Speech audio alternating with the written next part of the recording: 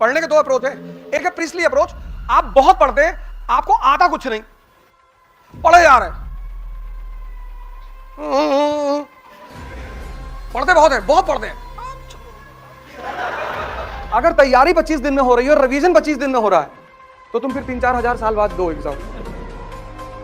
तो रिवीजन का टाइम नहीं मिल रहा है। रिवीजन मतलब सिर्फ तथ्यों को देखना, और जिस दिन तुम जो पढ़ रहे हो, मतलब एक तरफ तुम आगे पढ़ रहे हो और दूसरी तरफ यहां पिक्चर बन रही है, उसके बाद तुम्हारा कोई कंपटीशन रुक ही नहीं सकता।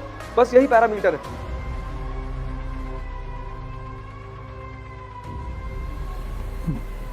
जय हिंद फ्रेंड्स।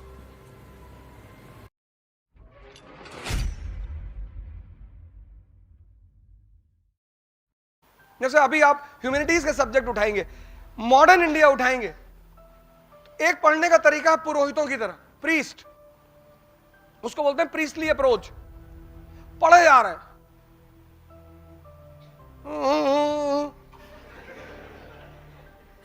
पढ़े जा रहे हैं, एक दिन में 70 पेज, 80, 150, 300 मर गए।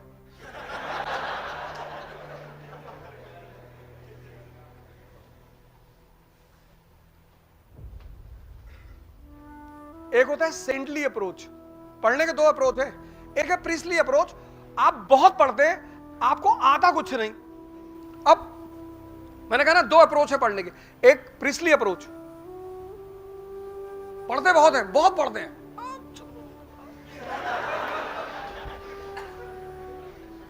पता कुछ नहीं। प्रीस्टली अप्रोच में आदमी मेहनत करते हुआ बहुत दिखाई पड़ता है, उसको अचीव कुछ नहीं होता। सेंटली अप्रोच में वो हो सकता है मेहनत कम करे, उसकी अचीवमेंट ज्यादा होती है। ये सेंटली अप्रोच है क्या?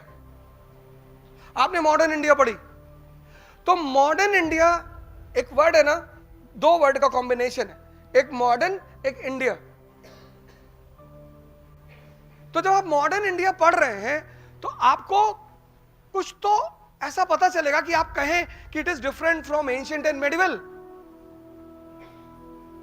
है ना। मॉडर्न इंडिया मतलब क्या? You completed modern India. तो when you completed modern India, there should be certain things which should be very much clear to you. क्योंकि अगर तुम ये समझते हो, अगर तुम समझते हो, तो तुम इंप्लीमेंट कर ले जाओगे। Study to for what? Study to learn. Why? To implement. किताबें जरूर पढ़ो। आईएएस बनना है तो न्यूज़पेपर और किताब पढ़ने की आदत डालो। यूट्यूब के लेक्चर्स बहुत कम सुनो, मैंने कहा नहीं सुनो, बड़े अच्छे अच्छे लेक्चर्स पढ़े हुए हैं, बड़े अच्छे अच्छे टीचरों के पढ़े हुए हैं, तो सुनो, लेकिन किताबों को पढ़ने की आदत डालो। Because when you read the book, you have to connect the lines and create the story. तो तुम्हारा दिमाग जिंदा होगा। जब तुम किताब पढ़ोगे ना, तो तुम्हें सोचना पड़ेगा। तुम सीरीज देखते हो, तुमको मजा आता है क्योंकि तुमको उसमें सोचना नहीं पड़ता, कहानी अपने आप सामने खुलती चली आती है। इसीलिए गांव के लोग आज भी सिनेमा को देखना बहुत बुरा मानते हैं। 80 में तो खैर मानते ही थे, 90 में तो खैर मानते ही थे। आपने घर में जो आपके एल्डर है, पिताजी, उनसे पूछिए कि वो कैसे पिक्चर देखने, मूवी देखने जाते रहे होंगे। और किसी भी तरीके से मूवी हॉल में घुसोगे तो इंफॉर्मेशन घर पहुंच जाती थी। और आज पीवीआर को एक सोशल स्टेटस बना दिया गया है, क्योंकि मां बाप को पता था कि अगर तुम मूवी देखोगे ना, तो तुम्हारी जो कनेक्ट करके सोचने की क्षमता है वो खत्म हो जाएगी। इसलिए किताबें पढ़ने में नींद आती है। तो किताबें खुद से तभी बोलेंगी जब तुम उनसे बोलोगे, वरना वो तुमसे नहीं बोलेंगी। वो बोलेंगी तुमसे। और जिस दिन तुम जो पढ़ रहे हो, मतलब एक तरफ तुम आगे पढ़ रहे हो और दूसरी तरफ यहां पिक्चर बन रही है, उसके बाद तुम्हारा कोई कंपटीशन रुक ही नहीं सकता। बस यही पैरामीटर है कि जिस लाइन को तुम पढ़ रहे हो, चाहे वो हिस्ट्री हो, ज्योग्राफी हो, पॉलिटी, इकोनॉमी, कुछ भी, मतलब तुम लाइन यहां पढ़ रहे हो और यहां उसकी पिक्चर बन रही है, बस समझ लो तुम्हारा सिलेक्शन होने वाला है। क्योंकि पिक्चर बन रही का मतलब यह है कि डाइजेशन इज गोइंग ऑन। हजम हो रहा है। किताबें लो और सरल किताबें लो। पहली किताब ले लो NCERT, old NCERT, class 12th, Vipin Chandra. Modern India, class 12th by Vipin Chandra, old NCERT, old. बहुत प्यारी किताब है, बहुत अच्छी किताब। मतलब एक बहुत ही छोटे लेवल पे, क्लास 12th के लेवल के बच्चे के लेवल पे तुम्हें पूरी कहानी सुनाएगी। और एपिसोड जैसे धारा, उसमें 13 धारावाहिक हैं, 13 एपिसोड है उस किताब में। तुम उसको चैप्टर मत मानो, एपिसोड मानो। पहले एपिसोड में तुम्हें पिक्चर दिखाएगी 18th सेंचुरी इंडिया, 18वीं शताब्दी का भारत। तुम्हें दिखाएगी कि मुगल साम्राज्य का पतन हो रहा है, एकदम दिखाई पड़ेगा तुम्हें।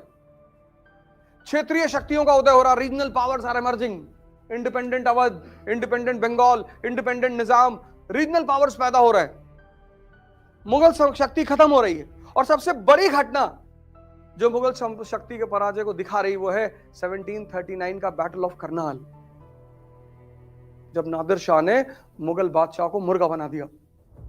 किसको? मोहम्मद शाह रंगीला को। दिखाई पड़ेगा तुमको एकदम। पढ़ो मत, पढ़ने से इंफॉर्मेशन बढ़ती है, सोचने से विवेक बढ़ता है। और सिलेक्शन इंफॉर्मेशन से नहीं होता, विवेक से होता है।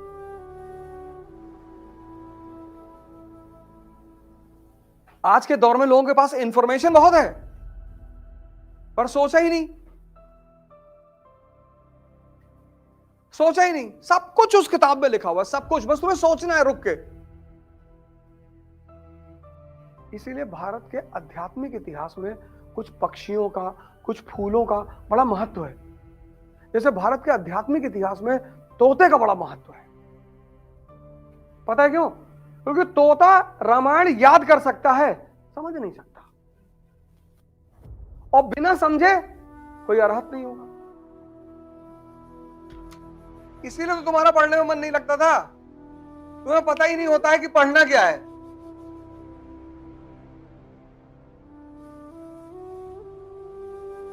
तुम किताब पे किताब खरीदते, हर जिससे मिलते हो उससे कहते हो भैया कौन सी किताब खरीदो। और कबीर बहुत पहले कह गए थे कि पोथी पढ़ पढ़ जग मुआ आईएस भयानक होए।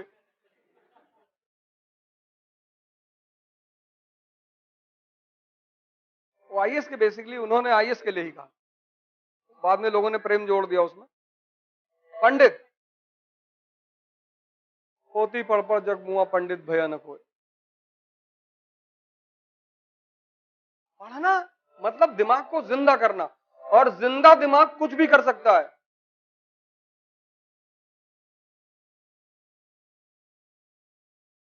पढ़ना मतलब दिमाग को जिंदा करना, और जिंदा दिमाग कुछ भी कर सकता है।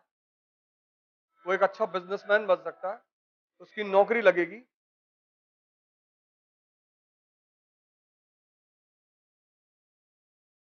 ये बात आज से पहले कभी सोची थी? और क्लास खत्म होने के बाद सिर्फ आपके नोट्स, मतलब once the class is over you should be completely prepared कि अब दोबारा इन किताबों को नहीं पढ़ना है। तैयारी के लिए नहीं पढ़ना है, पढ़ने के लिए पढ़ लेना है। जैसे एक बार तुम्हें पूरी कहानी समझ में आ गई, जब तक नहीं समझ में आएगी तभी तो ये किताब हैवी है ना। एक बार समझ में आ गई, पहली बार पढ़ोगे 25 दिन लगेगा, लेकिन पहली बार जब खत्म कर लिया, क्लास में हर चीज समझ ली, तो 5 दिन में खत्म होगी। उसको बोलते हैं रिवीजन। अगर तैयारी 25 दिन में हो रही है और रिवीजन 25 दिन में हो रहा है, तो तुम फिर 3-4 हजार साल बाद दो एग्जाम।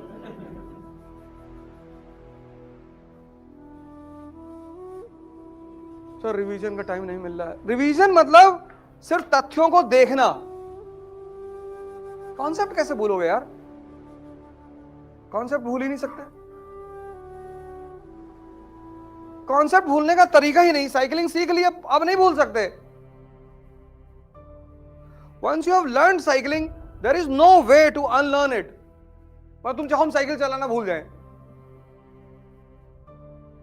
स्विमिंग सीख ली, अब तुम सोचो हम भूल जाएं, संभव ही नहीं।